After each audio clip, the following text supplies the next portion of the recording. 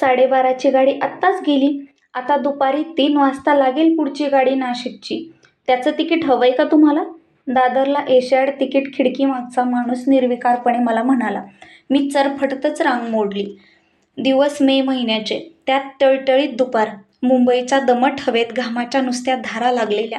पाठीला अडकवलेल्या अजस्र रॅकसॅकचं ओझं मिनिटागणिक वाढत होतं. त्यात संध्याकाळपर्यंत माझं नाशिकला पोहोचणंही गरजेचं होतं. ज्या साहस शिबिरासाठी मी नाशिकला निघाले होते, ते शिबिर दुसऱ्या दिवशी सकाळपासून सुरू होणार होतं. त्यामुळे जमेल तितकं जुनं नाशिक मला त्यापूर्वी बघून घ्यायचं होतं. आता 3 पर्यंतची वेळ कुठे आणि कशी काढावी ह्या विचारात असतानाच रांगेत माझ्या मागे असलेल्या माणसाने उपाय सुचवला. घाई आहे तर शेअर टॅक्सीने का जात नाहीस मुली? स्टेशनच्या अलीकडे असतात उभ्या गाड्या नाशिकच्या. त्या माणसाचे आभार मानून मी पाठीवरची पिशवी सावरत स्टेशनकडे जायला वळले. तोच एका बाईंना माझ्या पिशवीचा ओझरता धक्का बसला. मी सॉरी म्हणत ओशाळून शाख खाली घेतली. त्या बाई ओढून ताणून हसल्या. रहने दो, कोई बात नहीं, त्या म्हणाल्या. वयस्कर होत्या त्या बाई. साधारण 60च्या उंबरठ्यात असाव्यात. एकदम हडकुळा, उन्हाने रापलेला चेहरा, त्यावर ताणून बसवलेली कातडी, खोल गेलेले डोळे, सुंबासारखे चरभरीत केस, कसे तरी करकचून आवळून घातलेला इवला अंबाडा, कशी तरी गुंडाळलेली स्वस्त सिंथेटिक साडी, तिसऱ्याच रंगाचं उन्हात विटलेलं कडा उसवलेलं पोलकं आणि पायात साध्या रबरी चपला, असा त्यांचा अवतार होता. खांद्याला फक्त एक साधी पिशवी लटकवलेली आणि हातात लाल कपड्यात बांधलेलं एक बोचकं. मुझे नासिक जाना है, टॅक्सी कहाँ मिलेगी बेटा? त्यांनी विचारलं. मेरे साथ चलिए, मैं भी वही जा रही हूँ, मी म्हटलं आणि आम्ही दोघे स्टेशनच्या दिशेने चालायला लागलो. मैं मिसेज पांडे, त्या म्हणाल्या. उच्चार थेट उत्तर प्रदेशी. मीही माझं नाव सांगितलं. त्यांच्याबरोबर सामान काहीच नव्हतं. क्या आप नासिक में रहती हैं? निव्वळ काहीतरी विचारायचं म्हणून मी विचारलं. नहीं बेटा, रहती तो मुंबई में हूँ, नासिक काम के लिए जा रही हूँ, थंड भावशून्य स्वरात त्या म्हणाल्या. आप अकेले जा रही है नासिक? परत एक वार मी काहीतरी बोलायचं म्हणून विचारलं. अकेले कहा, मेरे पती है ना मेरे साथ? खिन्न, काहीसं विचित्र हसत त्या उद्गारल्या. मतलब? काही न कळून मी विचारलं. ये है मेरे पती, हातातलं आलवणात बांधलेलं बोचकं दाखवत त्या म्हणाल्या. कुछ दिन पहले आप हो गए, उन्हीं की अस्थियां गंगाजी में बहाने जा रही हूँ नासिक. मी जेमतेम 21-22 वर्षाची होते तेव्हा. त्या काय बोलत होत्या हे कळायला मला वेळच लागला. अंमळ. पण जेव्हा समजलं तेव्हा माझ्या अंगावर सर्रकन काटाच आला एकदम. जरासं थांबून मी त्यांच्याकडे परत एकदा नीट बघून घेतलं. त्यांच्या त्या श्रांत ओढलेल्या चेहऱ्यामागची काटेरी वेदना आत्ता कुठे मला जाणवत होती. मांजा तुटलेल्या पतंगासारख्या भासल्या मला पांडेबाई. एकाकी, अधांतरी, सगळ्या आयुष्याचं अस्तरच फाटून गेल्यासारख्या जखमी. आपके साथ और कोई नहीं आया?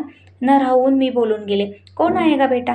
बच्चे तो भगवान ने दिए नहीं और सगे संबंधी सब गाव में हैं, विमनस्कपणे त्या बोलल्या. मला काय सुचलं कोणास ठाऊक, पण मी त्यांना म्हणाले, अगर आप चाहे तो मैं आपके साथ चल सकती हूँ. चलेगी बेटा? बहुत अच्छा लगेगा मुझे और इन्हें भी, हातातल्या त्या गाठोड्याकडे अंगोली निर्देश करत पांडेबाई म्हणाल्या. एव्हाना आम्ही गाडी तळाशी पोहोचलो होतो. पहिल्या गाडीत बसलो. चालक सरदारजी होते. नाशिकचे अनुभवी असावेत, कारण त्या बाईंच्या हातातलं बोचकं बघून त्यांनी खेदाने मान हलवली. आम्ही गाडीत बसलो. दोघे उतारू आधीच बसले होते. गाडी सुरू झाली. पांडेबाई आपल्याच विचारात हरवल्या होत्या. माझं लक्ष राहून राहून त्यांच्या हातातल्या गाठोड्याकडे जात होतं. आम्ही नाशिकला पोचलो तेव्हा जवळजवळ 5 वाजत आले होते. रिक्षा करून आम्ही दोघी रामकुंडावर गेलो. नाशिक क्षेत्रांचं गाव. आम्ही कुंडाजवळच्या पायऱ्या उतरताच तिथल्या सरारीत नजरांनी आम्हाला अंदाज घेतला आणि लगेच 10-1 गुरुजींनी आम्हाला घेरावच घातला. बोला, काय काय करायचंय? गुरुजींनी विचारलं. आम्ही दोघीही पार कावऱ्या-बावऱ्या झालो होतो. पांडेबाई त्यांच्या डोंगराएवढ्या दुःखाने सैरभैर झालेल्या आणि मी ह्या बाबतीतला कुठलाच पूर्वानुभव नसल्यामुळे बावरलेली. तरी त्यातल्या त्यात जरा शांत दिसणाऱ्या वयस्कर गुरुजींशी आम्ही बोलणं सुरू केलं. गुरुजी, 12व्याचे विधी करायचेत, मी म्हणाले. करूया ना, 450 रुपये पडतील. सगळं सामान माझं. वर दान दक्षिणा काय करायचे असेल ते तुम्ही आपखुशीने समजून द्या, गुरुजी म्हणाले. मी पांडेबाईंकडे बघितलं. त्यांनी संमतीदर्शक मान डोलावले. चला तर मग. गुरुजींनी तुरुतुरु चालत आम्हाला घाटाच्या एका कोपऱ्यात नेलं आणि खांद्याची पडशी उघडून सगळं सामान मांडायला सुरुवात केली. सभोवताली अनेक माणसं थोड्याफार फरकाने तेच विधी करत होती.